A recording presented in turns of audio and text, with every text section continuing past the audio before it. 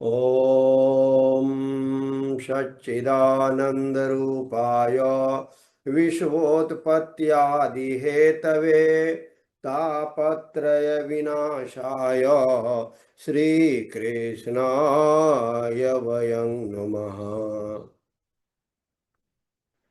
देवादिदेव महादेव परम पिता परमेश्वर, मैया पार्वती, सभी देवी देवताओं, सभी ऋषि मुनियों को सादर प्रणाम निवेदित करते हुए श्री शिव महापुराण पढ़ने का प्रयास करता हूँ। प्रभु मुझे सामर्थ्य दे कि मैं पढ़ सकूं और आप सबों को श्रवण का लाभ हो। इसके सुनने का जो लाभ है वह आप सबों को मिले, यह मेरी प्रार्थना है। तो कथा प्रारंभ हो। 2 मिनट प्रभु श्री शिव जी का। ओम नमः शिवाय, ओम नमः शिवाय, शिवाय ओम नमः शिवाय। ओम नमः शिवाय, ओम नमः शिवाय, ओम शिवाय ओम नमः शिवाय। आज हम सभी श्री शिव महापुराण विद्येश्वर संहिता के 22वें अध्याय का अध्ययन करेंगे और इसमें हम सभी सुनेंगे शिव नैवेद्य भक्षण का निर्णय और बिल्व पत्र का महत्व। तो जितने भी ऑनलाइन हैं आप सबों को ओम नमः शिवाय, शिव स्वरूप जान करके आप सबों को मैं नमस्कार करता हूँ। और बहुत ही अच्छा प्रसंग आज हम सभी सुनेंगे। बिल्व पत्र का क्या महत्व है प्रभु श्री शिव की पूजा में। ऋषय ऊचुः अग्राह्यं शिव नैवेद्यामिति पूर्वं श्रुतं वचः ब्रूहि तन्निर्णयं बिल्व महात्म्यमपि सन्मुने। सभी ऋषिगण बोलते हैं, हे महामुने, हमने पहले सुना है कि भगवान शिव को अर्पित किया गया नैवेद्य अग्राह्य होता है। अग्राह्य यानी उन्हें हम ग्रहण नहीं कर सकते। अतएव नैवेद्य के विषय में निर्णय और बिल्व पत्र का महात्म्य भी कहिए। बहुत अच्छा प्रसंग है और जितना भी समय मिले इसे ध्यान पूर्वक आप लोग सुनेंगे। और इसीलिए मैं संस्कृत और हिंदी दोनों में वाचन करता हूं। तो प्रश्न क्या हुआ कि हम सभी जैसा जानते हैं कि महादेव जी का प्रसाद अग्राह्य होता है, ग्रहण करने के लायक नहीं होता है, हम उन्हें ग्रहण नहीं करते। तो इसका क्या कारण है, क्या चीज है, इस पर हम सभी अभी सुनेंगे। सूत उवाच शृणुध्वं मुनियः सर्वे सावधानतयाधुना सर्वं वदामि सम्प्रीत्या धन्या यूयं शिवव्रताः। शिवभक्तः शुचिः शुद्धः सद्व्रती दृढनिश्चयः भक्षयेत् शिवनैवेद्यं त्यजेत् ग्राह्य भावनाम्। दृष्ट्वापि शिवनैवेद्यं यान्ति पापानि दूरतः भुक्ते तो शिवनैवेद्ये पुण्यान्यायान्ति कोटिशः। अलं यागसहस्रेणाप्यलं यागर्बुदैरपि भक्षिते शिवनैवेद्ये शिवसायुज्यमाप्नुयात्। यद गृहे शिव नैवेद्य प्रचारोपि प्रजायते तद गृहं पावनं सर्वम् अन्य पावन कारणम्। आगतं शिव नैवेद्यं गृहीत्वा शिरसा मुदा भक्षणीयं प्रयत्नेन शिव स्मरण पूर्वकम्। आगतं शिव नैवेद्यं मन्यदा ग्राह्यमेत्यपि विलंबे पाप संबंधो भवत्येव हि मानवः। यस्य शिव नैवेद्ये ग्रहणेच्छा प्रजायते स्वपापिष्टः गरिष्ठः स्यान्नरकं यात्यपि ध्रुवम्। हृदये चंद्रकांते च स्वर्ण रूप्यादि निर्मते शिव दीक्षावता भक्ते नेदं भक्ष्यमितिर्यते। शिव दीक्षान्वितो भक्तो महाप्रसाद संज्ञकम सर्वेषामपि लिंगानां नैवेद्यं भक्षयेत् शुभम। तो हम सभी क्या सुन रहे हैं? प्रभु श्री शिव महादेव जी को समर्पित नैवेद्य के समय भक्षण के संबंध में बहुत ध्यान से सुनिएगा। सूत जी कहते हैं, हे मुनियों, अब आप सब सावधानी से सुनिए। आप लोग भी सावधानी से सुनेंगे। मैं प्रेम पूर्वक सब कुछ कह रहा हूं जो शिव पुराण में वर्णित है। मैं प्रेम पूर्वक कह रहा हूं, आप लोग शिव व्रत धारण करने वाले हैं, अतः आप लोग धन्य हैं। जो शिव का भक्त, पवित्र, शुद्ध, सद्व्रती और दृढ़ निश्चयी है, उसे शिव नैवेद्य अवश्य ग्रहण करना चाहिए और अग्राह्य भावना का त्याग कर देना चाहिए। ओम नमः शिवाय, ओम नमः शिवाय, ओम नमः शिवाय, ओम नमः शिवाय, ओम नमः शिवाय। तो इन दो श्लोक में क्या सुना? हम लोग भी सुनते आए हैं और आज ही मैं इसे भी मैं आज ही समझ रहा हूं। हम सुनते आ रहे हैं बचपन से कि प्रभु शिव का नैवेद्य ग्रहण नहीं करना चाहिए।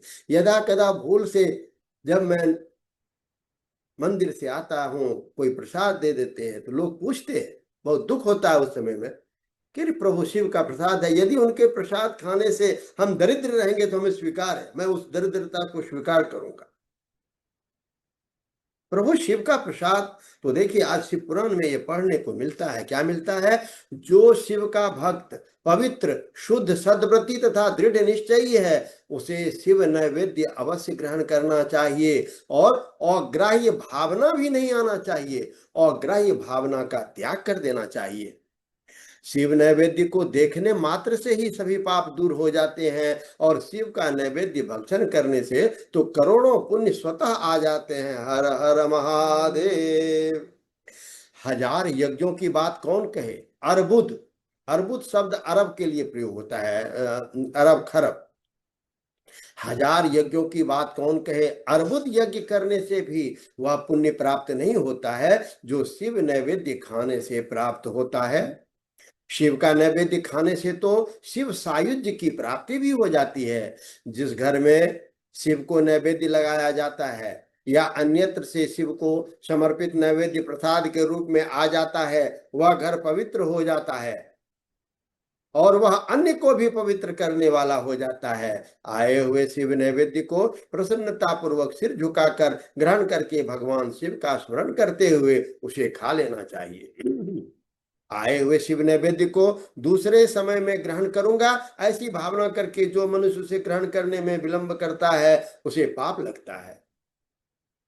बहुत ध्यान से सुनिएगा जो भी श्रोता हैं, और आप लोग भी अपने घर में जा करके अपने बुजुर्ग लोगों से इसकी चर्चा करेंगे तो वो कहेंगे, हाँ, शिव जी का नैवेद्य नहीं खाना चाहिए। और ये मैं जो पढ़ रहा हूं, ये बात मैं नहीं बोल रहा हूं, मैं इस शिव पुराण की बातें बता रहा हूं। मैं इन ग्रंथ, ये जो बातें चर्चा हो रही है, इस ग्रंथ की हो रही है। तो प्रभु क्या कहते हैं? शिव नैवेद्य को अवश्य ग्रहण करना चाहिए। आए हुए शिव नैवेद्य को दूसरे समय में ग्रहण करूंगा, ऐसी भावना करके जो मनुष्य उसे ग्रहण करने में विलंब करता है, उसे पाप लगता है। जिसमें शिव नैवेद्य ग्रहण करने की इच्छा उत्पन्न नहीं होती, वह महान पापी होता है और निश्चित रूप से नरक को जाता है। हृदय में अवस्थित शिवलिंग या चंद्रकांत मणि से बने हुए शिवलिंग अथवा स्वर्ण या चांदी से बनाए हुए शिवलिंग को समर्पित किया गया नैवेद्य शिव की दीक्षा के लिए भक्त को खाना ही चाहिए, ऐसा कहा गया है। इतना ही नहीं, शिव दीक्षित भक्त समस्त शिवलिंगों के लिए समर्पित महाप्रसाद रूप शुभ शिव नैवेद्य को खा सकता है। अन्य दीक्षा युदांग निर्णांग शिव भक्ति रतात्मनाम शृणुध्वं निर्णयं प्रीत्या शिव नैवेद्य भक्षणे शालग्रामोद्भवे लिंगे रसलिंगे तथा द्विजा पाषाणे राजते स्वर्णे शुरसिद्ध प्रतिष्ठिते काश्मीरे स्फाटिके रत्ने ज्योतिर्लिंगेषु सर्वशः चंद्रायन समं प्रोक्तं शंभोर्नैवेद्य भक्षणं ब्रह्महापि शुचिर्भूत्वा निर्माल्यं यस्तु धारयेत् भक्षयित्वा द्रुतं तस्य सर्वपापं प्रणश्यति चंडाधिकारो यत्रास्ति तद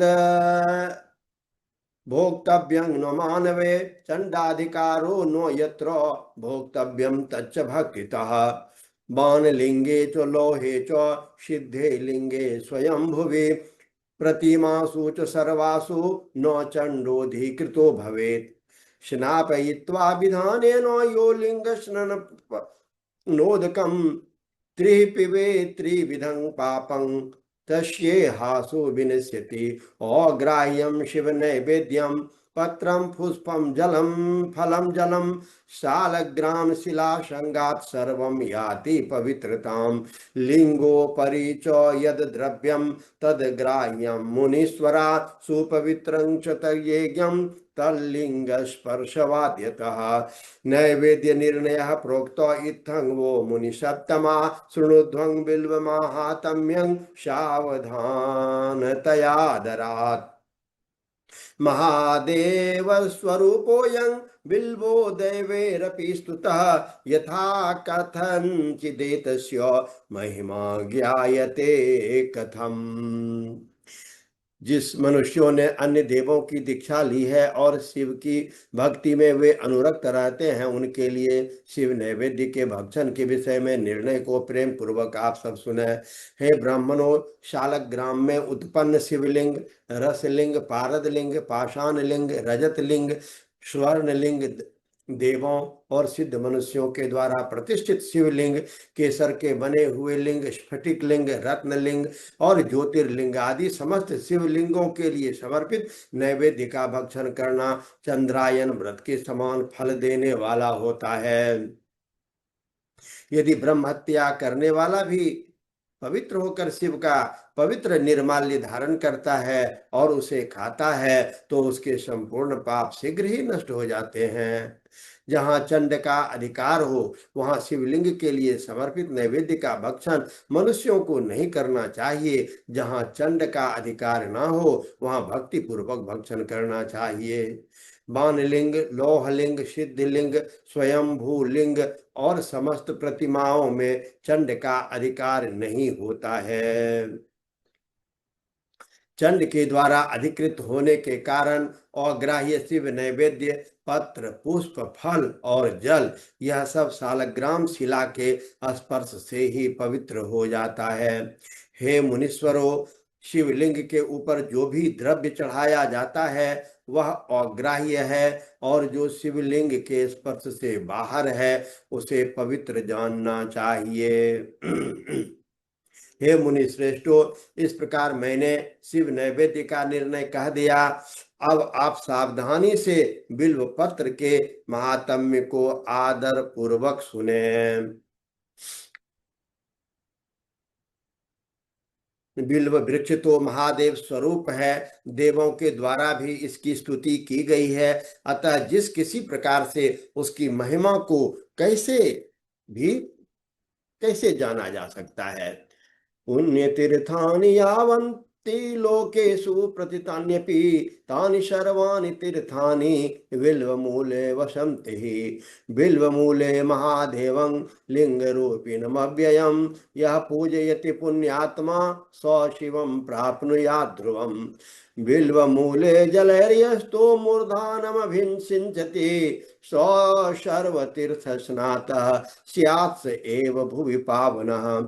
एतस्य बिल्वमूलस्याथालवालमनुत्तमं जलाकुलं महादेवो दृष्ट्वा तुष्टो भवत्यलम्।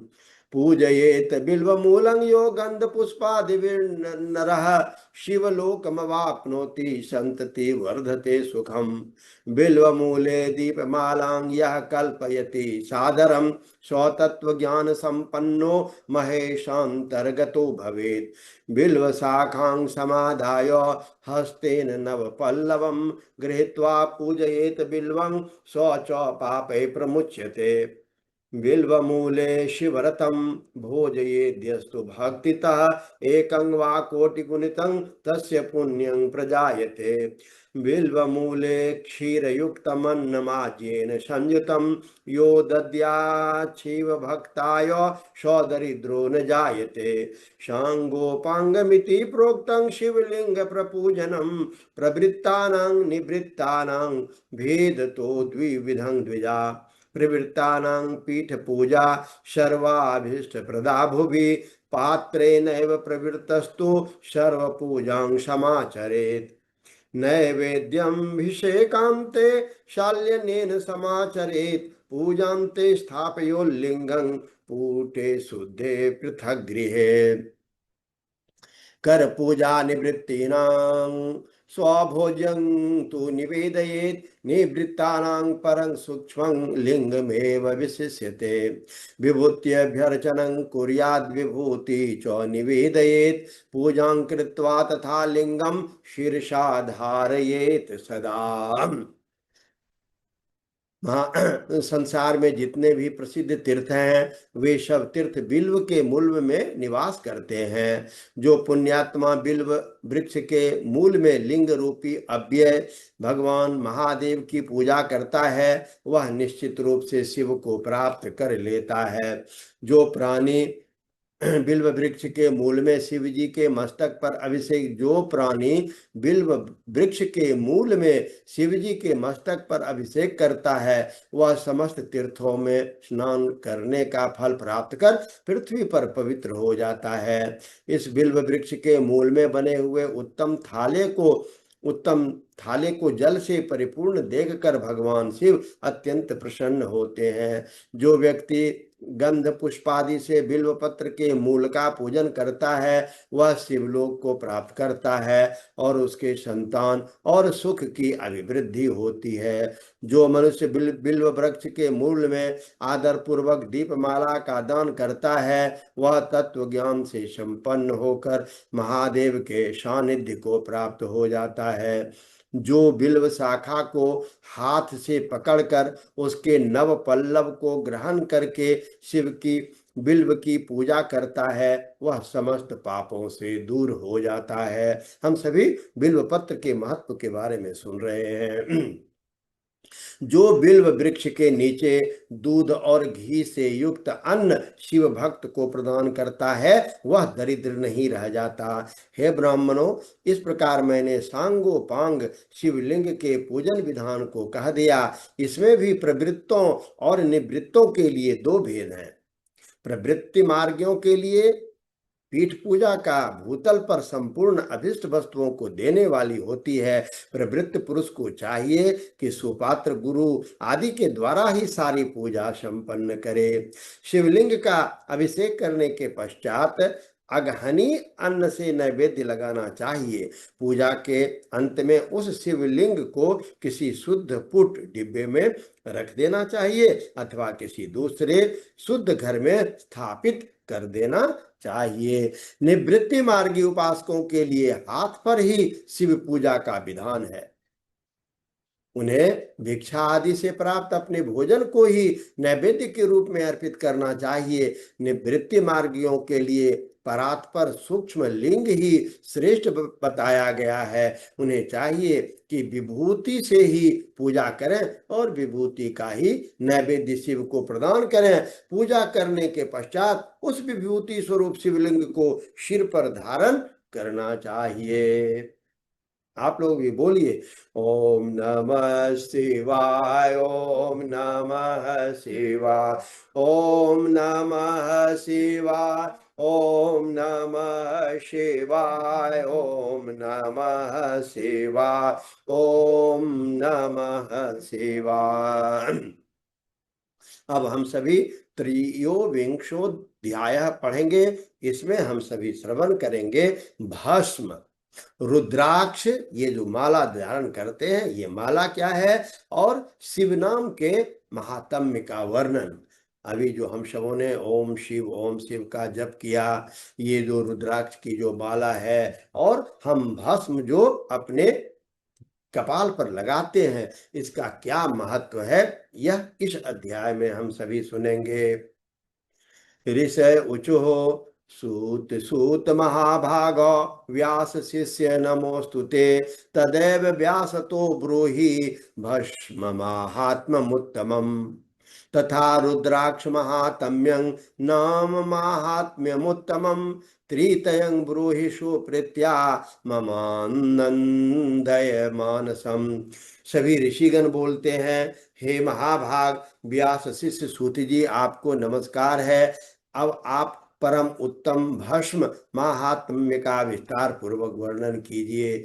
भस्म महात्म्य, रुद्राक्ष महात्म्य तथा उत्तम नाम महात्म्य, इन तीनों का परम प्रसन्नता पूर्वक प्रतिपादन कीजिए और हमारे हृदय को आनंदित कीजिए। सूतवाच साधु पृष्ठं भवद्विश्च लोकानां हितकारकं भवन्तो वै महाधन्या पवित्रा कुलभूषणम् येषां चैव शिवः साक्षात् दैवतं परमं शुभं सदाशिव कथा लोके वल्लभा भवतं सदा। ते धन्याश्च कृतार्थाश्च सफलं देहधारणम् उद्धृतं च कुलं तेषां ये शिवं समुपासते। शिवनाम मुखे यस्य सदा शिव शिवेति च पापानि न स्पृहन्त्येव खदिरांगारकं यथा। सूत जी बोले, हे महर्षियों, आप लोगों ने तो बहुत ही उत्तम बात पूछी है। यह समस्त लोगों के लिए हितकारक विषय है। आप लोग महाधन्य, पवित्र तथा अपने कुल के भूषण स्वरूप हैं। इस संसार में कल्याणकारी महादेव, इस संसार में कल्याणकारी परम देवस्वरूप भगवान शिव जिनके देवता हैं, ऐसे आप सबके लिए यह शिव की कथा अत्यंत ही प्रिय है। वे ही धन्य और कृतार्थ हैं, उन्हीं का शरीर धारण करना भी सफल है, और उन्होंने ही अपने कुल का उद्धार कर लिया है। कौन?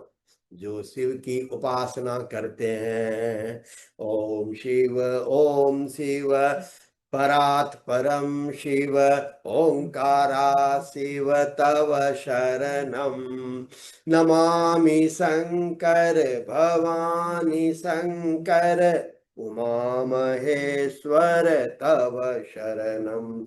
शिव शिव शिवेति प्रगल्भा। सब हमेशा इस सांस को बना लीजिए। तो जिनके मुख में सदा शिव का नाम है, जो अपने मुख से सदा शिव शिव इस नाम का उच्चारण करते रहते हैं, पाप उनका उसी तरह स्पर्श नहीं करते जैसे खदिर वृक्ष के अंगार को छूने का साहस कोई भी प्राणी नहीं करता है।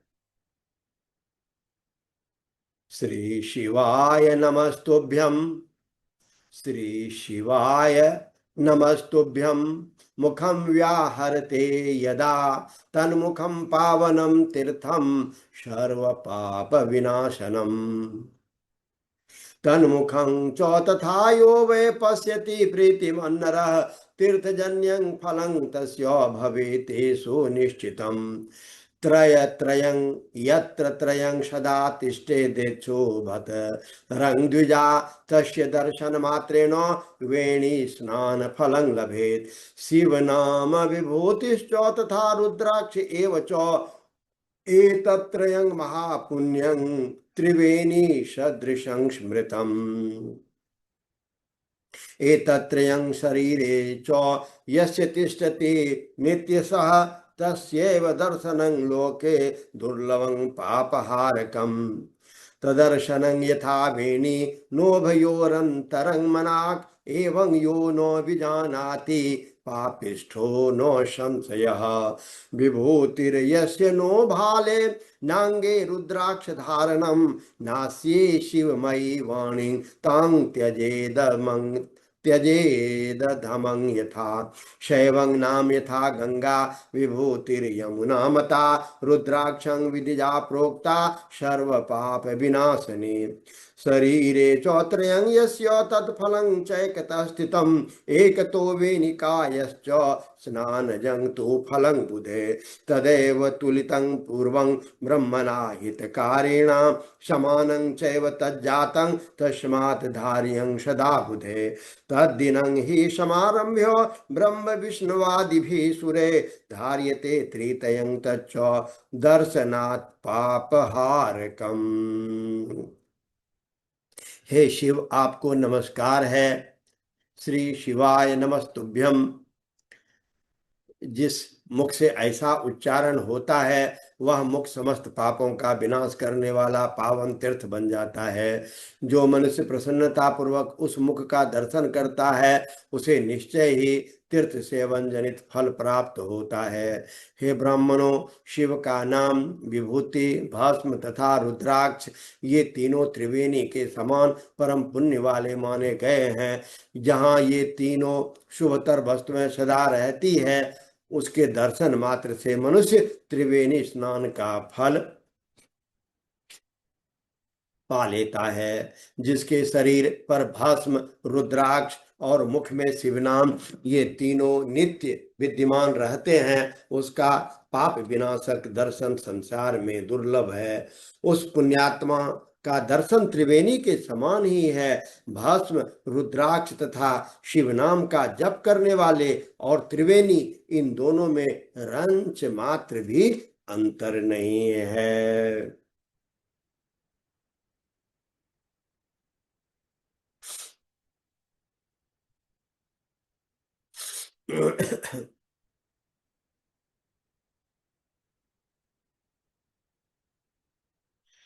उस पुण्यात्मा का दर्शन त्रिवेणी के समान है। भस्म, रुद्राक्ष और शिवनाम का जप करने वाले और त्रिवेणी इन दोनों में रंच मात्र भी अंतर नहीं है। ऐसा जो नहीं जानता वह निश्चय ही पापी है, इसमें संदेह नहीं है। जिसके मस्तक पर विभूति नहीं है, अंग में रुद्राक्ष नहीं है, मुख में शिवमयी वाणी नहीं है, उसे अधम व्यक्ति के समान त्याग देना चाहिए। भगवान शिव का नाम गंगा है, विभूति यमुना मानी गई है और रुद्राक्ष को सरस्वती कहा गया है। इन तीनों की संयुक्त त्रिवेणी समस्त पापों को नाश करने वाली है। बहुत पहले की बात है, हितकारी ब्रह्मा ने जिनके शरीर में उक्त तीनों ही त्रिपुंड्र, रुद्राक्ष और शिवनाम संयुक्त रूप से विद्यमान रहते थे, उनके फल को तुला के पलड़े में एक ओर रखकर त्रिवेणी में स्नान करने से उत्पन्न फल को दूसरी ओर के पलड़े में रखा और तुलना की तो दोनों बराबर ही उतरे। अतः विद्वानों को चाहिए कि इन तीनों को सदा अपने शरीर पर धारण करें।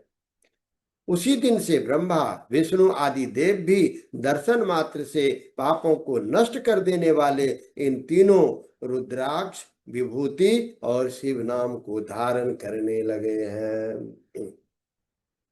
ऋषय ऊचुः ईदृशं हि फलं प्रोक्तं नामादि त्रितयोद्भवम् तन्महात्म्यं विशेषेण वक्तुर्महति सुहृत। श्रुतुवाच ऋषियो हि महाप्राज्ञः सच्छैवा ज्ञानिनां वराः तन्महात्म्यं हि सद्भक्त्या शृण्वतादरतो द्विजा। स्वगूढमपि शास्त्रेषु पुराणेषु श्रुतिष्वपि भवत्स्नेहन्मया विप्रा प्रकाशः क्रियते धुना। कतस्त्रीतय महात्म्यं संजानाति द्विजोत्तमा महेश्वरं विना सर्वं ब्रह्मांडे सत्परम्। वचम्यहं नाम महात्म्यं यथा भक्ति समासतः शृणुतो प्रीतितो विप्रा सर्व पाप हरम परम। शिवेति नाम दावाग्निर्महापातक पर्वता भस्मी भवन्त्या सत्यं सत्यं न संशयः। पाप मूलानि दुःखानि विविधान्यपि शौनक शिव नामैक नश्यानि नास्यन् नश्यानि सर्वथा। सौ वैदिक सौ पुण्यात्मा सौ धन्य सौ बुधो मतः शिव नाम जपासक्तो यो नित्यं भुवि मानवः। भवन्ति विविधा धर्मा तेषां सद्यः फलोन्मुखा येषां भवति विश्वासः शिव नाम जपे मुने। ऋषिगण बोले, हे शुभ्रत, भस्म, रुद्राक्ष और शिव नाम, इन तीनों को धारण करने से इस प्रकार उत्पन्न होने वाले फल का वर्णन तो आपने कह दिया, किंतु अब आप विशेष रूप से उसके महात्म्य का वर्णन करें।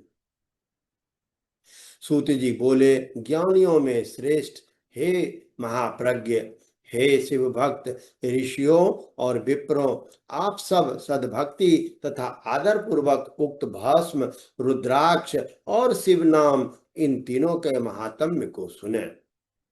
शास्त्रों, पुराणों और श्रुतियों में भी इनका महात्म्य अत्यंत गूढ़ कहा गया है। हे विप्रो, आप सबके स्नेहवश इस समय मैं उस रहस्य को खोल कर प्रकाशित करने जा रहा हूं। हे श्रेष्ठ ब्राह्मणों, इन तीनों की महिमा को सदसद्वि लक्षण भगवान महेश्वर के बिना दूसरा कौन भली भांति जान सकता है। इस ब्रह्मांड में जो कुछ है वह सब तो केवल महेश्वर ही जानते हैं। हे विप्रगण, मैं अपनी श्रद्धा भक्ति के अनुसार संक्षेप में भगवान नाम की महिमा का कुछ वर्णन करता हूँ, आप सब लोग प्रेम पूर्वक उसे सुने। यह नाम महात्म्य समस्त पापों को हर लेने में सर्वोत्तम है। शिव इस नाम रूपी दावानल से महान पातक रूपी पर्वत अनायास ही भस्म हो जाता है, यह सत्य है, इसमें संशय नहीं। हे शौनक, पाप मूलक जो नाना प्रकार के दुख हैं वे एकमात्र शिव नाम, भगवान नाम से ही प्रकट होने वाले हैं। दूसरे साधनों में संपूर्ण यत्न करने पर भी पूर्णतया नष्ट नहीं होते हैं। जो मनुष्य इस भूतल पर सदा भगवान शिव के नामों के जप में ही लगा हुआ है, वह वेदों का ज्ञाता है, वह पुण्यात्मा है, वह धन्यवाद का पात्र है, वह विद्वान माना जाता है। हे मुने, जिसका शिव नाम जप में विश्वास है, उनके द्वारा आचरित नाना प्रकार के धर्म तत्काल फल देने के लिए उत्सुक हो जाते हैं।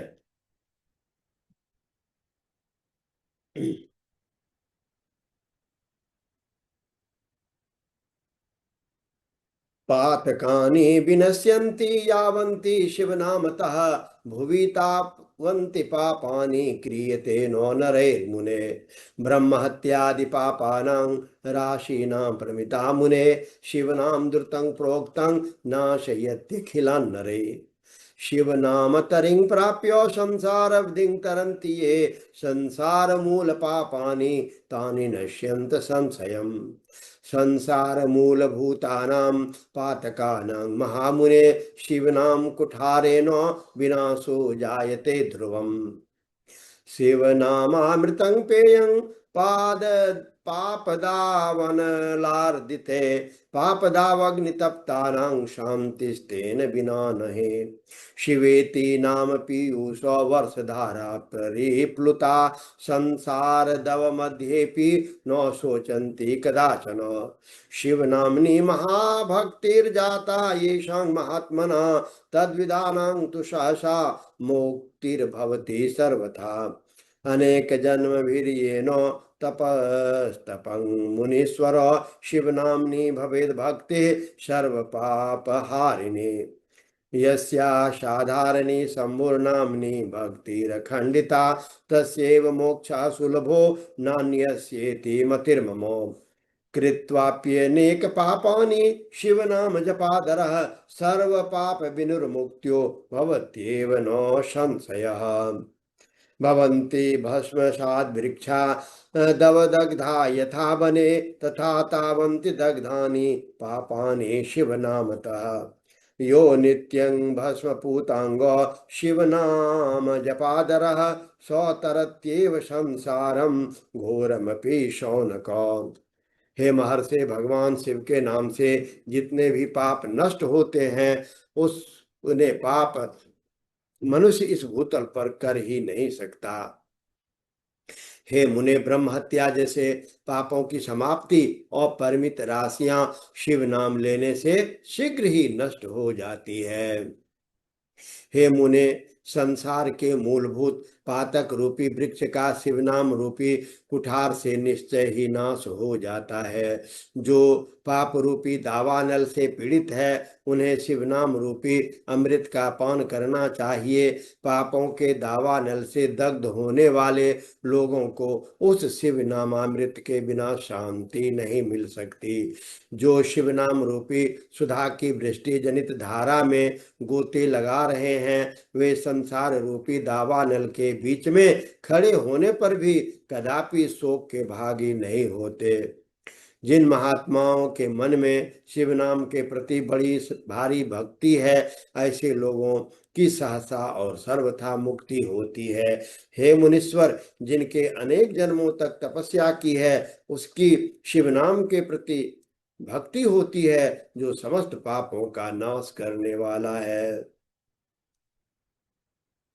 जिसके मन में भगवान शिव के नाम के प्रति कभी खंडित न होने वाले साधारण भक्ति प्रकट हुई है, उनके लिए मोक्ष सुलभ है, यह मेरा मत है।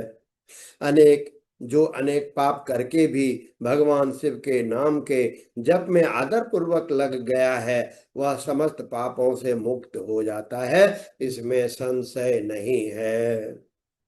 जैसे वन में दावानल से दग्ध हुए वृक्ष भस्म हो जाते हैं, उसी प्रकार शिव नाम रूपी दावानल से दग्ध होकर उस समय तक के सारे पाप भस्म हो जाते हैं।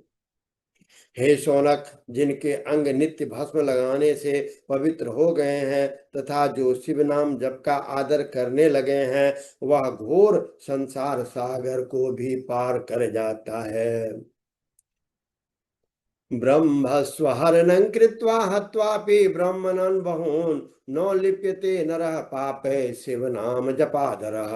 विलोक्य वेदानखिलान् शिवनाम जपः परः संसार तरणोपाय इति पूर्वैर्विनिश्चितम्। किं बहुक्त्या मुनिश्रेष्ठा श्लोके नेकैन वच्यहं शिवाभिधान महात्म्यं सर्व पापहारिणं। पापानं हरणे शम्भोर्नाम्नः शक्तिर्हि यावती शक्नोति पातकं तावत् कर्तुं नापि नरः क्वचित्। शिव नाम प्रभावेन लेभे सद्गतिमुत्तमाम् इंद्रद्युम्न नृपः पूर्वं महापापयुतो मुने। तथा काचित् द्विजा येषा सो मुने बहुपापिनी शिवनाम प्रभावेन लेभे सद्गतिमुत्तमम्। इत्युक्त्वं वो द्विजश्रेष्ठा नाम माहात्म्यमुत्तमं शृणुध्वं भस्म महात्म्यं सर्वपावन पावनम्। ब्राह्मणों का धन हरण और अनेक प्रकार की हत्या करके भी जो आदर पूर्वक शिव के नाम का जप करता है, वह पापों से लिप्त नहीं होता है, उसे किसी भी प्रकार का पाप नहीं लगता है। संपूर्ण वेदों का अवलोकन करके पूर्ववर्ती महर्षियों ने यही निश्चय किया है कि भगवान शिव के नाम का जप महासागर को पार करने के लिए सर्वोत्तम उपाय है।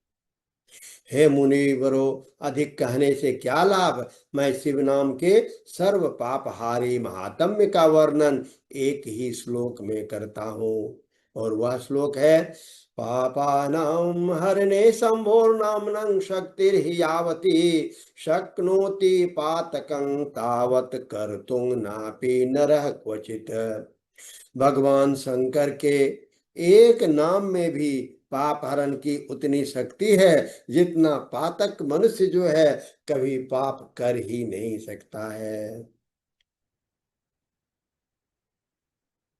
हे मुने, पूर्व काल में महापापी राजा इंद्रद्युम्न ने शिव नाम के प्रभाव से ही उत्तम सद्गति प्राप्त की थी। इसी तरह कोई ब्राह्मणी युवती भी जो बहुत पाप कर चुकी थी, शिव नाम के प्रभाव से ही उत्तम गति को प्राप्त हुई। हे द्विजवरो, इस प्रकार मैंने आप लोगों को भगवान नाम के उत्तम महात्म्य का वर्णन किया। अब आप लोग भस्म का महात्म्य सुने, जो समस्त पावन वस्तुओं को पवित्र करने वाला है।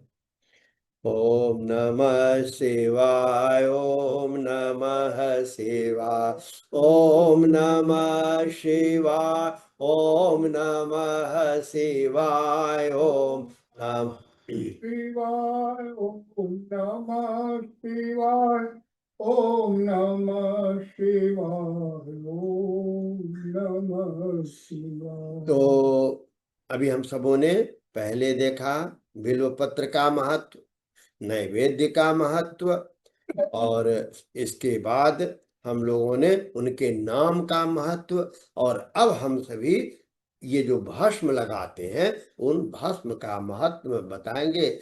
आप सभी ध्यान पूर्वक प्रभु श्री शिव को, मैया पार्वती को, अपने अपने माता पिता को ध्यान में रखकर इसका श्रवण करें। सूत उवाच द्विविधं भस्म संप्रोक्तं सर्वमंगलदं परं तत्प्रकारमहं वक्ष्ये सावधानतया सुनो। सूत जी बोले, हे महर्षियों, भस्म संपूर्ण मंगलों को देने वाला तथा उत्तम है। इसके दो भेद बताए गए हैं, मैं उन भेदों का वर्णन करता हूँ। आप लोग सावधान होकर ध्यान से इसे सुनिए। एकं ज्ञेयं महाभस्मो, द्वितीयं स्वल्प संज्ञकं महाभस्म इति प्रोक्तं भस्म नानाविधं परम्। तद्भस्म त्रिविधं प्रोक्तं श्रोतं स्मार्तं च लौकिकं भस्मैव स्वल्प संज्ञं हि बहुधा परिकीर्तितम्। श्रोतं भस्म तथा स्मार्तं द्विजानामेव कीर्तितम् अन्येषामपि सर्वेषाम् अपरं भस्म लौकिकम्। धारणं मंत्रतः प्रोक्तं द्विजानां मुनिपुंगवे केवलं धारणं ज्ञेयम् अन्येषां मंत्रवर्जितम्। अग्नेयमुच्यते भस्मो दग्ध गोमय संभवम् तदपि द्रव्यमे युक्तं त्रिपुंड्रस्य महामुने। अग्निहोत्रोचितं भस्मो संग्राह्यं वा मनीषिभिः अन्य यज्ञोचितं वापि त्रिपुंड्रस्य च धारणे। अग्निरित्यादिभिर्मन्त्रैर्बालोपनिषदगतैः सप्तभिर्दोलनं कार्यं भस्मना स्वजलेन च। वर्णानां श्रमाणां च मंत्रतोऽपि च त्रिपुंड्रोदधूलनं प्रोक्तं जावालये राधरेण च। भस्मनोदधूलनं चैव धृतं तिर्यक त्रिपुंड्रकं प्रमादापि मोक्षार्थे न त्यजेदिति वै श्रुते। शिवेन विष्णुना चैव घृतं तिर्यक त्रिपुंड्रकम् उमा देव्या च लक्ष्म्या च स्तुतमन्यैश्च नित्यशः। ब्रह्मणे क्षत्रियैर्वैश्ये शूद्रैरपि च शंकरे अपभ्रंश घृतं भस्मो त्रिपुंड्रोदधूलनात्मना। उदधूलनं त्रिपुंड्रं च श्रद्धया नाचरन्ति ये तेषां नस्ति समाचारो वर्णाश्रम समन्वितः। एक को महाभस्म जानना चाहिए और दूसरे को स्वल्प भस्म। महाभस्म भी अनेक प्रकार के होते हैं। वह तीन प्रकार का कहा गया है, श्रोत, स्मार्त और लौकिक। स्वल्प भस्म के भी बहुत से भेद बताए गए हैं। श्रोत और स्मार्त भस्म को केवल द्विजों के ही उपयोग में आने के योग्य कहा गया है। तीसरा जो लौकिक भस्म है वह अन्य लोगों के भी उपयोग में आ सकता है। श्रेष्ठ महर्षियों ने यह बताया है कि द्विजों को वैदिक मंत्रों के उच्चारण पूर्वक भस्म धारण करना चाहिए। दूसरे लोगों के बिना मंत्र के ही केवल धारण करने का विधान है। जले हुए गोबर से उत्पन्न होने वाला भस्म आग्नेय कहलाता है। हे महामुने, वह भी त्रिपुंड का द्रव्य है, ऐसा कहा गया है।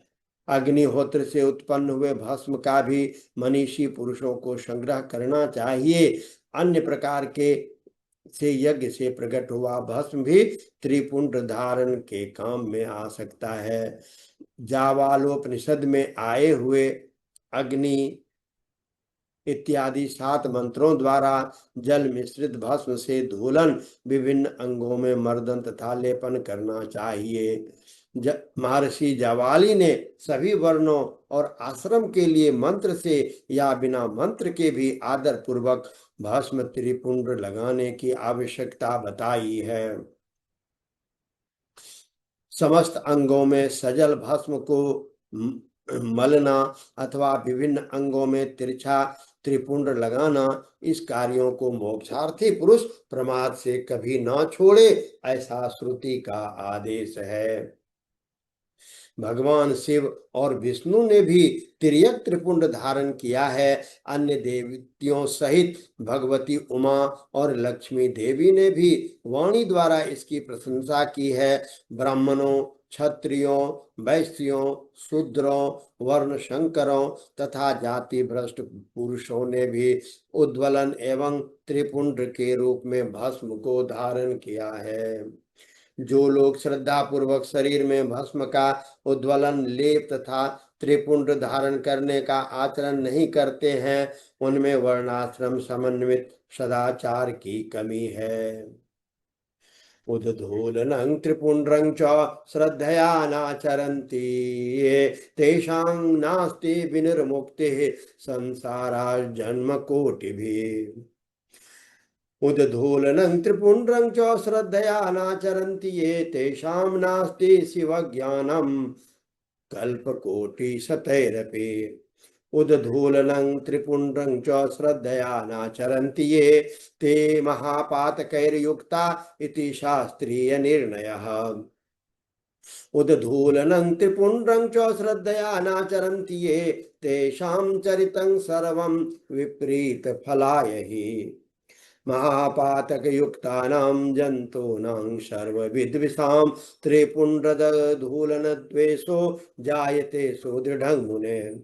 शिवाग्नि कार्यं यः कृत्वा कुर्यात्त्रियायुष्वितं मुच्यते सर्वपापैस्तु पृष्ठेन भस्मना नरः।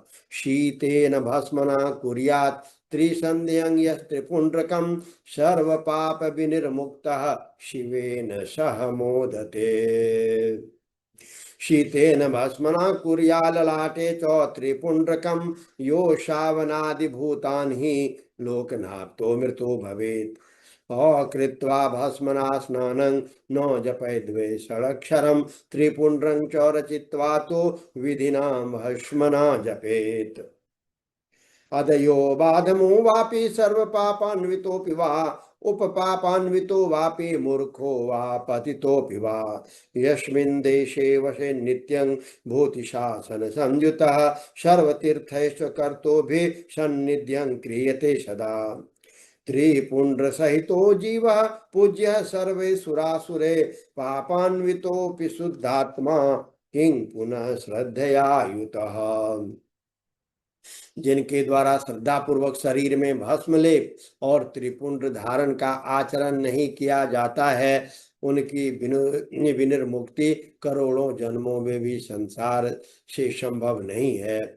जो श्रद्धा पूर्वक शरीर में भस्म लेप और त्रिपुंड धारण का आचार पालन नहीं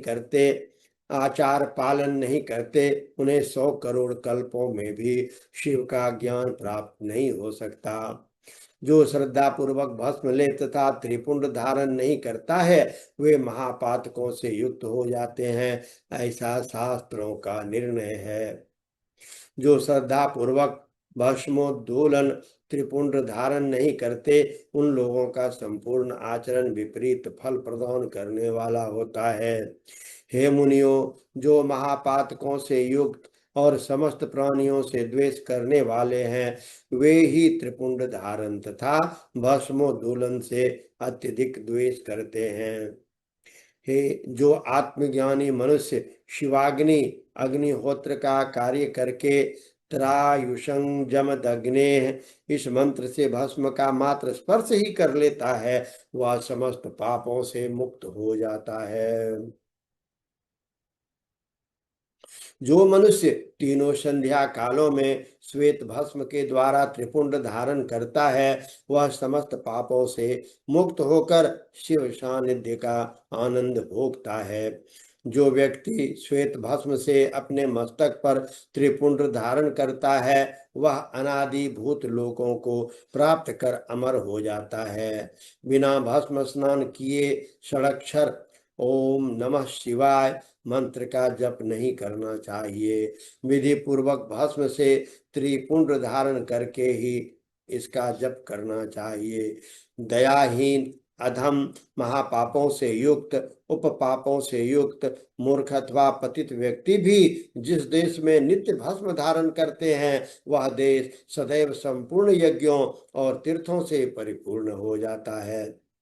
त्रिपुंड धारण करने वाला पापी जीव भी समस्त देवों और असुरों के द्वारा पूज्य है। यदि पुण्यात्मा त्रिपुंड से युक्त है तो उनके लिए कहना ही क्या।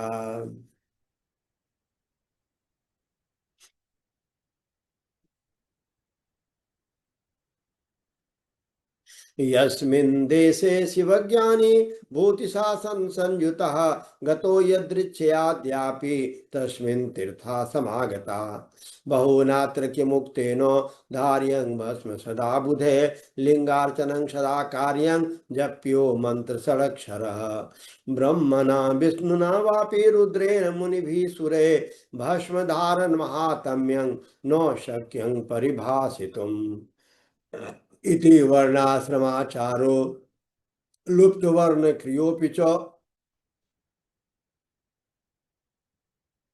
पापात् सकृतिस्पुण्ड्रस्य धारणात् सोऽपि मुच्यते। ये भस्मधारिणं त्यक्त्वा कर्मं कुर्वन्ति मानवा तेषां नास्ति विनिर्मोक्षः संसारजन्मकोटिभिः। तेनाधीतं गुरो सर्वं येन सर्वमुनिष्ठितं येन विप्रेण शिरसि त्रिपुण्ड्रं भस्मनाकृतम्। ये भस्मधारिणं दृष्ट्वा नरा कुर्वन्ति ताडनं तेषां चण्डलतो जन्मो ब्रह्मनुयं विपश्यता। मानस्तोकेन मन्त्रेण मन्त्रितं भस्म धारयेत् ब्राह्मण क्षत्रियश्चैव प्रोक्तो संगेषु भक्तिमान्। वैश्य स्त्री त्र्यंबकेनैव शूद्र पंचाक्षरेण तो अन्यासां विधवा स्त्रीणां विधि प्रोक्तश्च शूद्रवत्। पंच ब्रह्मादि मुनिभिर्गृहस्थस्य विधीयते त्र्यंबकेन मनुना विधिर्वै ब्रह्मचारिणः।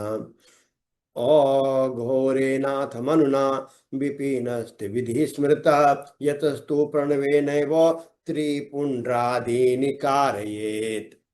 भस्म धारण करने वाले शिव ज्ञानी जिस देश में स्वेच्छया चला जाता है, उस देश में समस्त तीर्थ आ जाता है। इस विषय में और अधिक क्या कहा जाए। विद्वानों को सदैव भस्म धारण करना चाहिए एवं लिंगार्चन करके षडाक्षर मंत्र का जप करना चाहिए।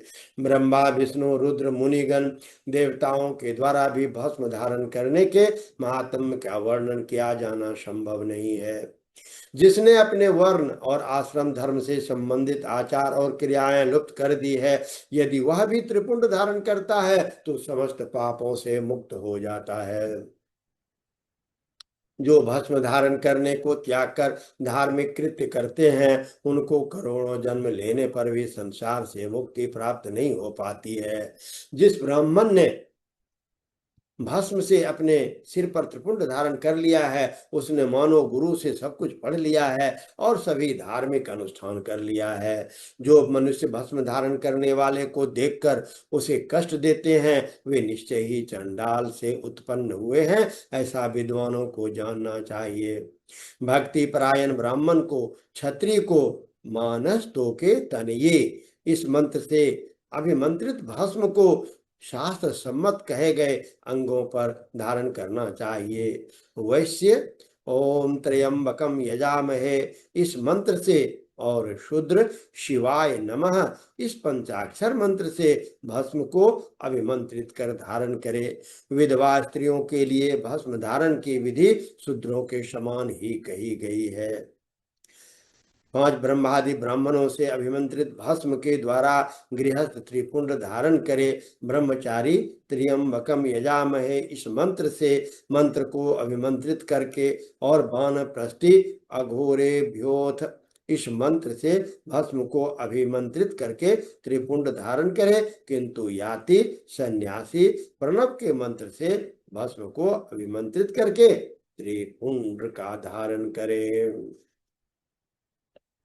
अतिवर्णाश्रमे नित्यं शिवोऽहं भावनात् परात् शिवयोगी च नियतमीशाने पापी नापि धारयेत्।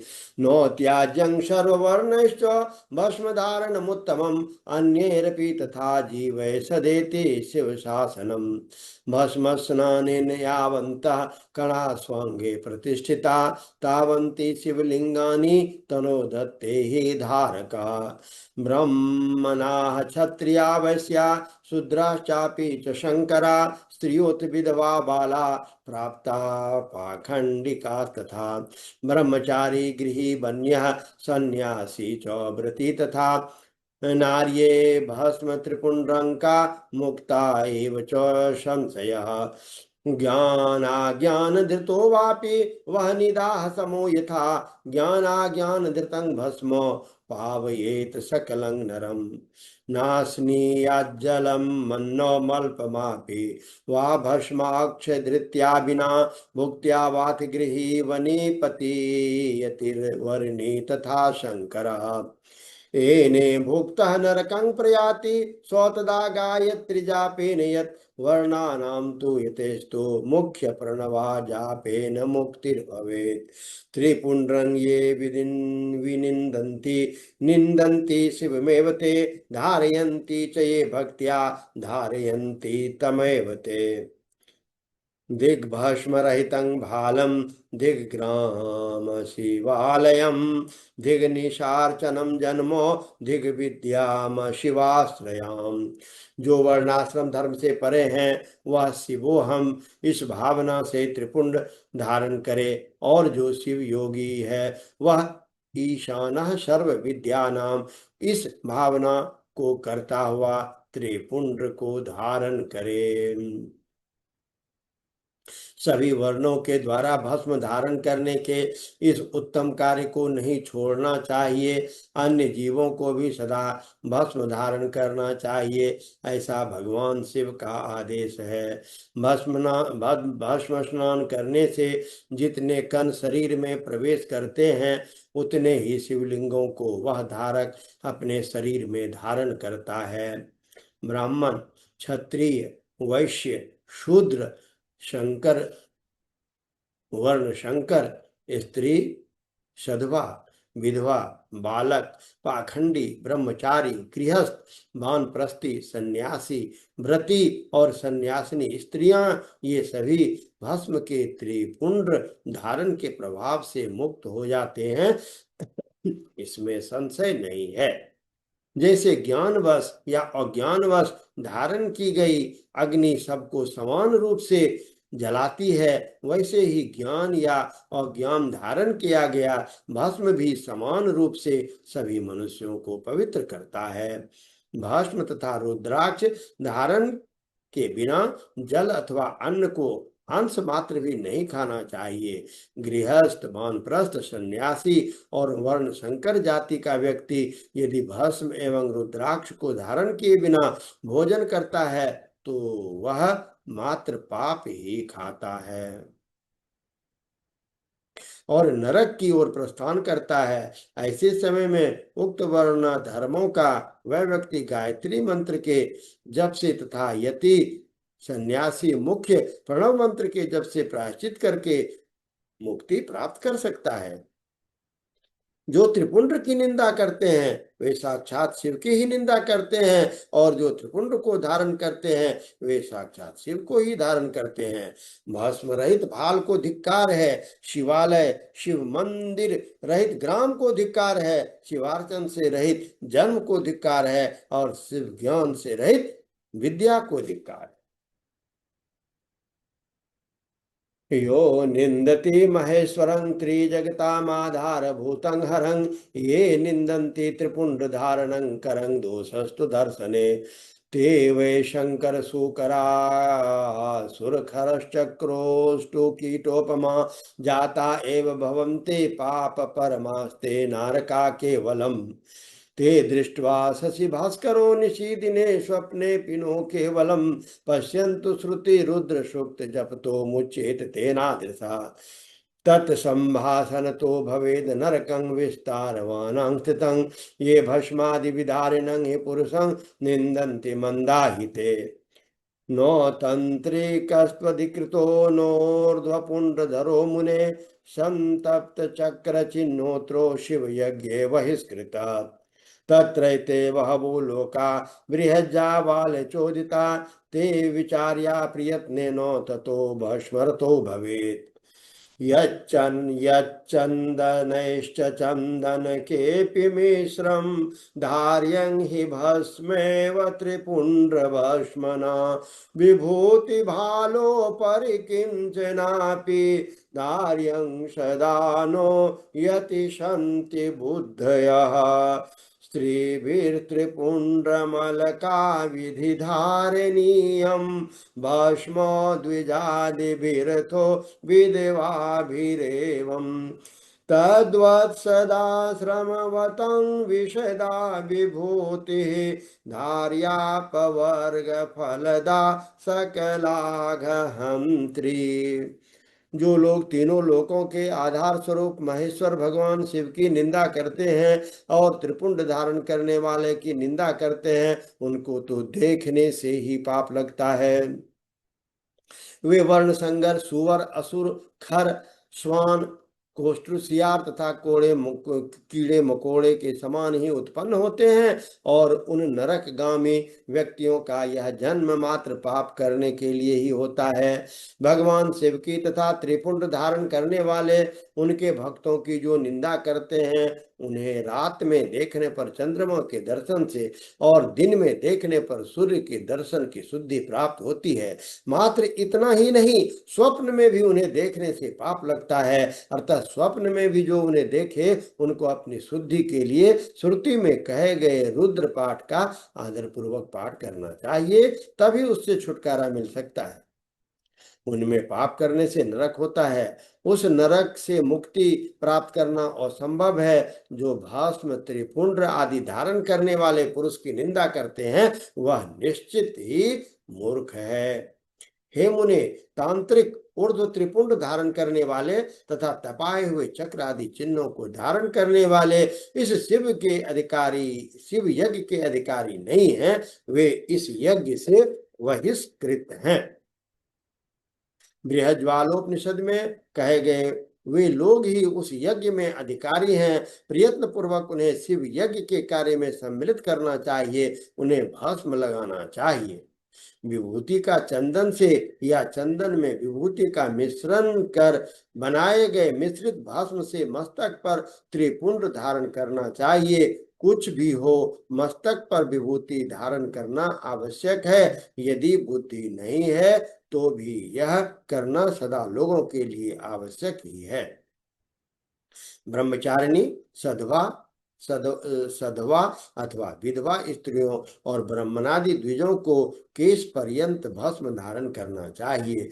इसी प्रकार ब्रह्मचर्यादि आश्रम वाले को भी स्वच्छ विभूति धारण करना उचित है, क्योंकि विभूति मोक्ष देने वाले और समस्त पापों का नाश करने वाली है। त्रिपुंड्रं कुरुते यस्तु भस्मना विधिपूर्वकं, महापातक संगादार्तैर्मुच्यते चोपपातके। ब्रह्मचारी गृहस्थो वा वानप्रस्थोऽथवा यति, ब्रह्मक्षत्राक्ष विटशूद्रा तथान्ये पतितातमा।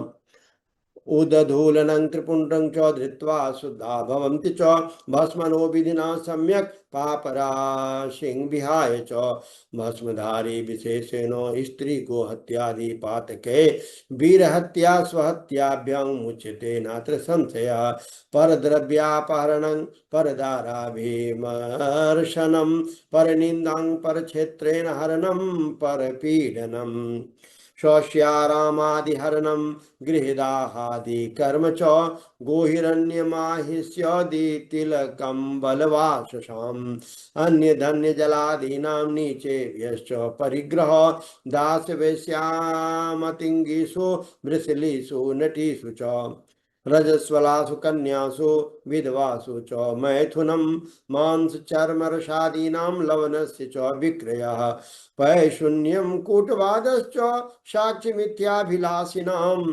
एवमादिन्यसंख्यानि पापानि विविधानि च सद्य एव विनश्यन्ति त्रिपुण्ड्रस्य च धारणात् शिवद्रव्यापहरणं शिवनिन्दा च कुत्रचित् निन्दा च शिवभक्तानां प्रायश्चित्तेन शुध्यति रुद्राक्षं यस्य गात्रेषु ललाटे तो त्रिपुण्ड्रकम् सौचंडालोपि पुसंपूज्य सर्ववर्णोत्तमोत्तमः यानि तीर्थानि लोकेऽस्मिन् गंगाद्या सरितस्य या स्नातो भवति सर्वत्र ललाटे यस्त्रिपुण्ड्रकम्।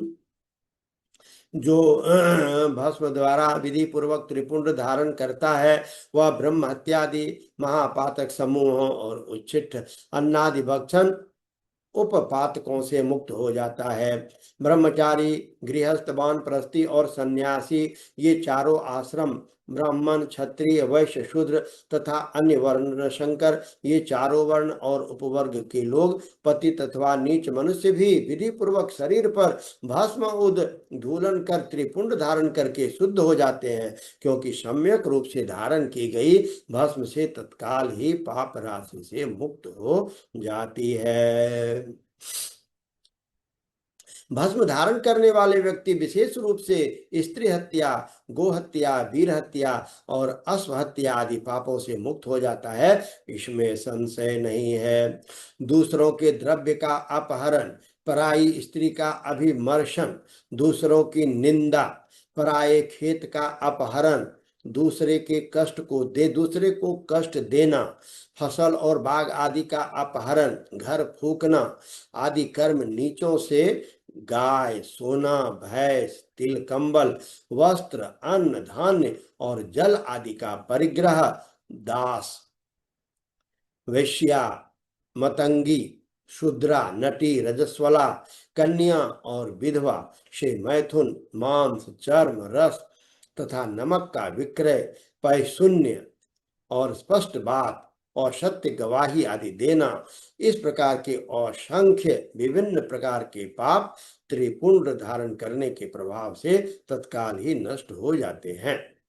भगवान शिव के द्रव्य का अपहरण और जहां कहीं शिव की निंदा करने वाला तथा शिव के भक्तों की निंदा करने वाला व्यक्ति प्रायश्चित करने पर भी शुद्ध नहीं होता है। जिनके शरीर पर रुद्राक्ष और मस्तक पर त्रिपुंड धारण किया है, ऐसा मनुष्य यदि चंडाल भी है तो वह सभी वर्णों में श्रेष्ठतम और समपूज्य है। जो मस्तक पर त्रिपुंड धारण करता है वह इस संसार में जितने भी तीर्थ हैं और गंगा आदि जितनी भी नदियां हैं उन सब में स्नान किए हुए के समान पुण्य फल को प्राप्त करने वाला होता है। सप्तकोटि महामंत्रा पंचाक्षर पुरस्सरा तथान्ये कोटिशो मंत्रा सैव केवल्य हेतवः अन्ये मंत्राश्च देवानां सर्वसौख्यकरा मुने ते सर्वे तस्य वश्या सूर्ये बिभर्ते त्रिपुण्ड्रकम् सहस्रं पूर्वजातानां सहस्रं जनितस्य तां स्ववंशजानां ज्ञातीनाम् उद्धरेस्त्र त्रिपुण्ड्रकम् इह भुक्त्वाखिलान् भोगान् दीर्घायुर्विदवर्जितः जीवितान्ते च मरणं सुखेनैव प्रपद्यते। अष्टैश्वर्यगुणोपेतं प्राप्य दिव्य वपुः शिवं दिव्यं विमानमारुह्य दिव्यस्त्रीदशसेवितं विद्याधराणां सर्वेषां गन्धर्वाणां महोजसां इन्द्रादिलोकपालानां लोकेषु तु यथाक्रमम् भुक्त्वा भोगान् सुविलुप्तान् प्रजेशानां पदेषु च ब्राह्मणः पदमासद्य तत्र कन्या शतं रमेत् तत्र ब्रह्मायुतो मानं भुक्त्वा भोगान् अनेकशः विष्णुर्लोके लभेद् भोगं यावद् ब्रह्मशतात्ययः शिवलोकं ततः प्राप्य लब्धवेष्टं काममक्षयं शिवसायुज्यमाप्नोति संशयो नात्र जायते। सर्वोपनिषदां सारं समालोक्यं मुहुर्मुहुः इदमेव हि निर्णीतं परं श्रेयस्त्रिपुण्ड्रकम् विभूतिं निन्दते यो वै ब्रह्मण शून्यजातकः प्रयाति नरके घोरे यावद् ब्रह्मा चतुर्मुखः। पंचाक्षर मंत्र से लेकर 7 करोड़ महामंत्र और अन्य करोड़ों मंत्र शिव कैवल्य को प्रदान करने वाले होते हैं। हे मुने, विष्णु आदि देवताओं के लिए प्रतिपादित अन्य जो मंत्र हैं वे सभी सुखों को देने वाले होते हैं। जो त्रिपुंड धारण करता है उसके वश में वे सब मंत्र स्वयं ही हो जाते हैं। त्रिपुंड धारण करने वाले मनुष्य को अपने वंश और गोत्र में उत्पन्न हजारों पूर्वजों का और भविष्य में उत्पन्न होने वाले हजारों संतानों का उद्धार करता है। जो त्रिपुंड धारण करता है उसे इस लोक में रोग रहित दीर्घ आयु प्राप्त होती है और वह संपूर्ण भोगों का उपभोग करके जीवों के अंतिम समय में सुखपूर्वक ही मृत्यु को प्राप्त करता है। वह मृत्यु के पश्चात अनिमा, महिमा आदि 8 ऐश्वर्यों और सद्गुणों से युक्त दिव्य शरीर वाले शिव को प्राप्त करता है और दिव्य लोक के देवों से सेवित दिव्य विमान पर चढ़कर शिवलोक को जाता है। वहां पर वह सभी विद्याधरों, महापराक्रमी गंधर्वों, इंद्रादि लोकपालों, इन लोकपालों लोकों में क्रम से जाकर बहुत से भोगों का उपभोग करता हुआ प्रजापतियों के पादों तथा ब्रह्मा के पद पर आसीन होकर वहां दिव्य लोक की सैकड़ों कन्याओं के साथ आनंदित होता है। वह उस लोक में ब्रह्मा जी की आयु के बराबर आयु को प्राप्त कर अनेक सुखों का भोग करके विष्णु लोक को जाता है और ब्रह्मा के 100 वर्षों तक सुखों का भोग प्राप्त करता है। तदंतर वह शिवलोक को जाकर इच्छानुकूल अक्षय कामना को प्राप्त कर शिव का सानिध्य प्राप्त कर लेता है, इसमें संदेह नहीं है। सभी उपनिषदों के सार को बार बार सम्यक रूप से देखकर यही निर्णय लिया गया है कि त्रिपुंड धारण करना ही श्रेष्ठ है। जो ब्राह्मण विभूति की निंदा करता है वह ब्राह्मण नहीं है अपितु अन्य जाति का है और विभूति निंदा के कारण उसे चतुर्मुख ब्रह्मा के आयु सीमा तक नरक भोगना पड़ता है। श्राद्धे यज्ञे जपे होमे वैश्य देवे सुरार्चने धृत त्रिपुंड्रपूतात्मा मृत्युंजयति मानव जल स्नानं मल त्यागे भस्म स्नानं सदा शुचि मंत्र स्नानं हरेत पापम ज्ञान स्नाने परं पदम सर्वतीर्थेषु यत् पुण्यं सर्वतीर्थेषु यत् फलं तत्फलं समवाप्नोति भस्म स्नान करो नरः भस्म स्नानं परं तीर्थं गंगा स्नानं दिने दिने भस्म रूपी शिवः साक्षात् भस्म त्रैलोक्य पावन नो तत्स्नानं न तद्ध्यानं न तद्दानं जपो न सः त्रिपुण्ड्रेण विना येनो विप्रेण यदुनिष्ठितं वानप्रस्थस्य कन्यानां दीक्षाहीन नृणां तथा मध्याह्यात् प्राग्जलैर्युक्तं परतो जलवर्जितम् एवं त्रिपुण्ड्रं यः कुर्यात् नित्यं नियतमानसः शिवभक्तः स विज्ञेयो भोक्तिं मुक्तिं च विन्दतः यस्यांगे नैव रुद्राक्षः एकोऽपि बहुपुण्यदः तस्य जन्म निरर्थं त्रिपुंड रहितो यदि एवं त्रिपुंड महात्म्यं क्षमासात् कथितं मया रहस्यं सर्वजन्तूनां गोपनीयमिदं त्वया तिस्रो रेखा भवन्त्येव स्नानेषु मुनिपुङ्गवा तिस्रो रेखा भवन्त्येषु स्थानेषु मुनिपुङ्गवा ललाटादिषु सर्वेषु यथोक्ते बुधैर्मुने श्राद्ध यज्ञ होम बलि वैश्वदेव और देव पूजन के समय जो भूतात्मा मनुष्य त्रिपुंड धारण करता है वह मनुष्य को भी जीत लेता है। मल त्याग करने पर जल स्नान किया जाता है, भस्म स्नान करने पर सदा पवित्रता आती है, मंत्र स्नान पाप का हरण करता है और ज्ञान रूपी जल में अवगाहन करने पर परम पद की प्राप्ति होती है। समस्त तीर्थों में स्नान करने से जो पुण्य और फल प्राप्त होता है वह फल भस्म स्नान करने वाले को प्राप्त हो जाता है। भस्म स्नान ही परम श्रेष्ठ तीर्थ है जो प्रतिदिन गंगा तीर्थ स्नान के समान है। भस्म तो भस्म रूपी साक्षात शिव है जो त्रैलोक्य को भी पवित्र करने वाला है।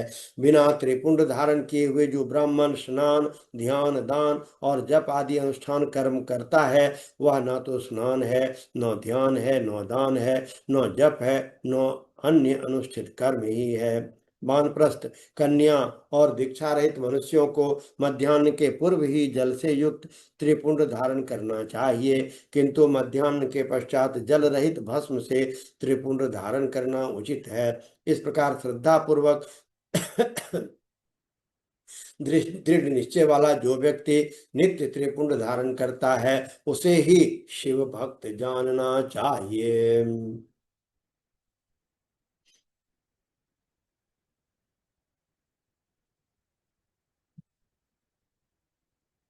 उसी को भुक्ति और मुक्ति भी प्राप्त होती है। जिसके अंग पर प्रचुर पुण्य देने वाला एक भी रुद्राक्ष नहीं है और वह त्रिपुंड से रहित है उसका जन्म लेना व्यर्थ है।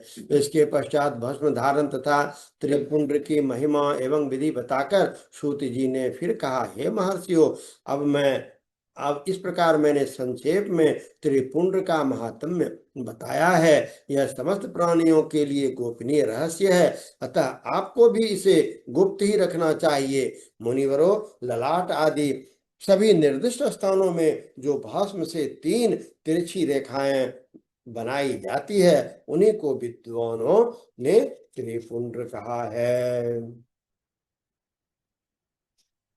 भ्रुवोर्मध्यं समारम्य यावदन्तो भवेत् भ्रुवो तावत् प्रमाणं सन्ध्यार्यं ललाटे च त्रिपुण्ड्रकम् मध्यमानामिकाङ्गुल्या मध्ये तु प्रतिलोमता अङ्गुष्ठेन कृता रेखा त्रिपुण्ड्राख्याभिधीयते मध्येऽङ्गुलिभिरादाय तिसृभिर्भस्य यत्नतः त्रिपुण्ड्रं धारयेत् भक्त्या भुक्तिं मुक्तिं प्रदं परम् त्रिशृणापि रेखानां प्रत्येकं नवदेवता सर्वत्रांगेषु च वक्ष्ये सावधानतया शृणु अकारो गार्हपत्याग्निर्धूमश्च रजोगुणा ऋग्वेदश्च क्रियशक्ति प्रातः शवनमेव च महादेवश्च रेखाया प्रथमायाश्च देवता विज्ञेया मुनिशार्दूला शिव दीक्षा परायणे उकारो दक्षिणाग्निश्च नवस्तत्वंश युज्यत तथा मध्यम दिनं च शवनमिच्छा शक्त्यंतरात्मको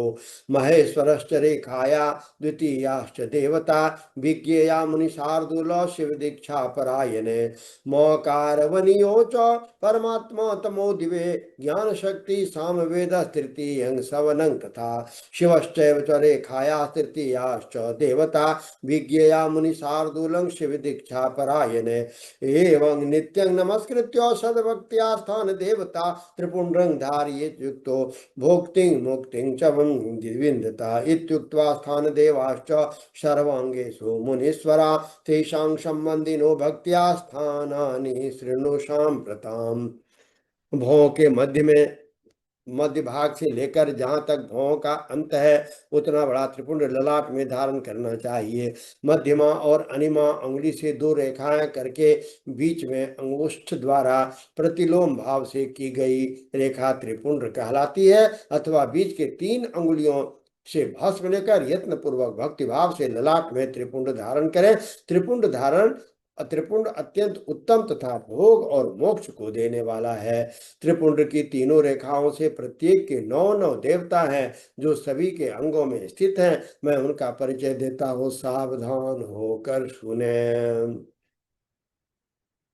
हे मुनि वरो, प्रणव का प्रथम अक्षर अकार, गार्हपत्य, अग्नि, पृथ्वी, धर्म, रजोगुण, ऋग्वेद, क्रियाशक्ति, प्रातः सवम तथा महादेव, ये त्रिपुंड की प्रथम रेखा के 9 देवता है। यह बात शिव दीक्षा परायण पुरुषों को अच्छी तरह समझ लेना चाहिए।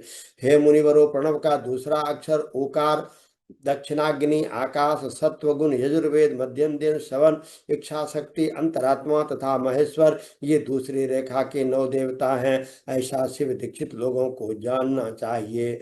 हे मुनि श्रेष्ठो, प्रणव का तीसरा अक्षर मोकार, आवाहनीय, अग्नि, आत्मा, तमोगुण, द्युलोक, ज्ञान शक्ति, सामवेद, तृतीय श्रवण तथा शिव, ये तीसरी रेखा के 9 देवता हैं। ऐसा शिव दीक्षित भक्तों को जानना चाहिए। इस प्रकार स्थान देवता को उत्तम भक्ति भाव से नित्य नमस्कार करके स्नान आदि से शुद्ध हुआ पुरुष यदि त्रिपुंड धारण करे तो भोग और मोक्ष को भी प्राप्त कर लेता है। हे मुनिवरो, ये संपूर्ण अंगों में स्थान देवता बताए गए हैं। अब उनसे संबंधित स्थान बताता हूँ, भक्ति पूर्वक सुनिए। द्वात्रिंशत्स्थानके वार्ध षोडस्थानके च अष्टस्थाने तथा चैव पंचस्थानेऽपि नान्यसेत्।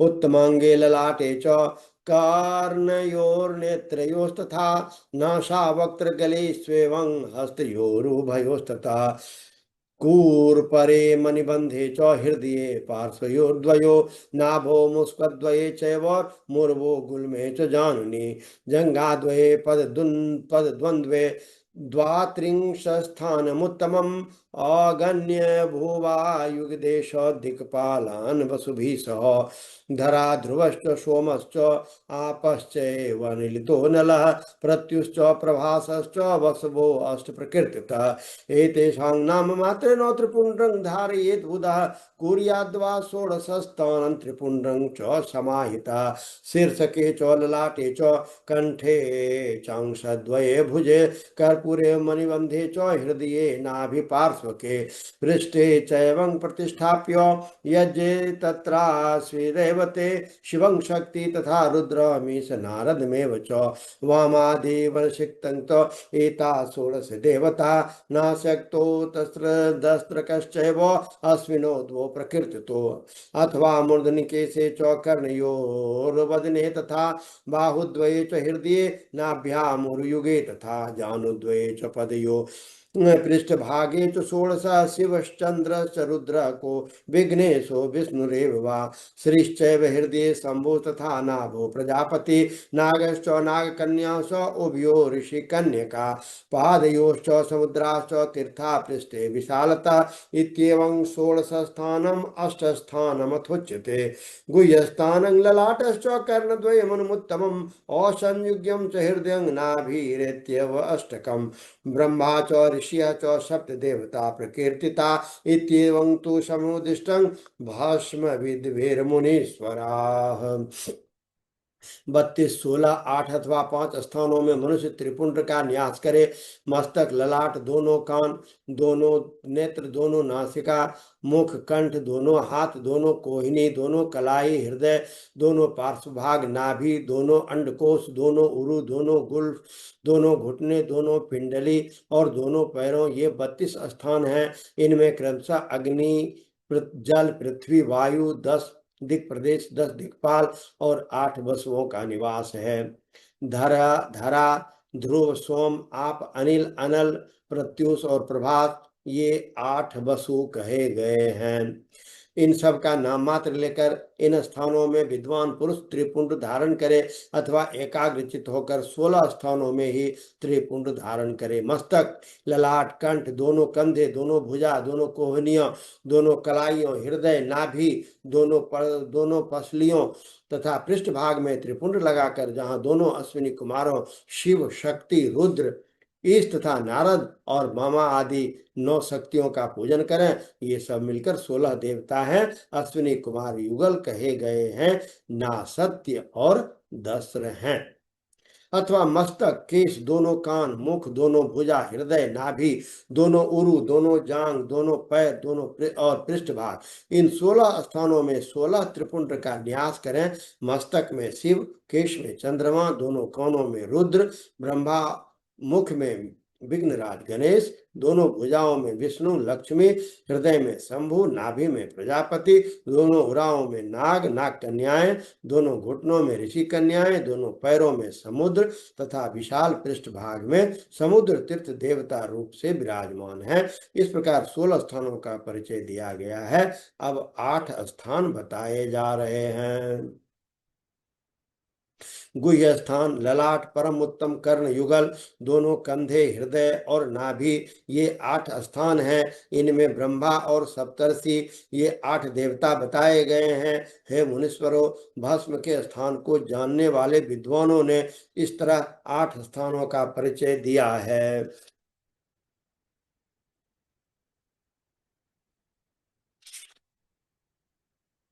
अथवा मस्तकं बाहु हृदयं नाभिरेव च पंचस्थानान्यमुन्याहुर्धारणे भस्म विज्जनाः यथा संभवनं कुर्यादेश कालाद्यपेक्षया उद्धूलनेऽप्यशक्तस्त्रे त्रिपुण्ड्रादीनि कारयेत् त्रिनेत्रं त्रिगुणाधारं त्रिदेवजनकं शिवं स्मरन् नमः शिवायेति ललाटे तु त्रिपुण्ड्रकम् ईशाभ्यां नमः इत्युक्त्वा पार्श्वयेश्च त्रिपुण्ड्रकं बीजाभ्यां नमः इत्युक्त्वा धारयेत्तु प्रकोष्ठते कुर्यादयः पितृभ्यां च उमेशाभ्यां तथोपरि भीमायेति ततः पृष्ठे शीर्षः पश्चिमे तथा। मस्तक, दोनों भुजाएं, हृदय और नाभि, इन 5 स्थानों को भस्म वेत्ता पुरुषों ने भस्म धारण के योग्य बताया है। यथासंभव देश काल आदि की अपेक्षा रखते हुए उद्धूलन, भस्म को अभिमंत्रित करना और जल में मिलाना आदि कार्य करे। यदि उद्दोलन में भी असमर्थ हो तो त्रिपुंड आदि लगाएं। त्रिनेत्रधारी, तीनों गुणों के आधार तथा तीनों देवताओं के जनक भगवान शिव का स्मरण करते हुए ओम नमः शिवाय कहकर ललाट में त्रिपुंड लगाएं। ईशाभ्याम नमः ऐसा कहकर के दोनों पार्श्व भागों में त्रिपुंड धारण करें। ओम बीजाभ्याम नमः ऐसा बोलकर दोनों प्रकोष्ठों में भस्म लगाएं। पितृभ्याम नमः कहकर नीचे के अंग में, उमेशाभ्याम नमः कहकर ऊपर के अंग में तथा भीमाय नमः कहकर पीठ में और सिर के पिछले भाग में त्रिपुंड लगाना चाहिए। ओम नमः शिवाय, ओम नमः शिवाय, ओम नमः शिवाय, ओम नमः शिवाय, ओम नमः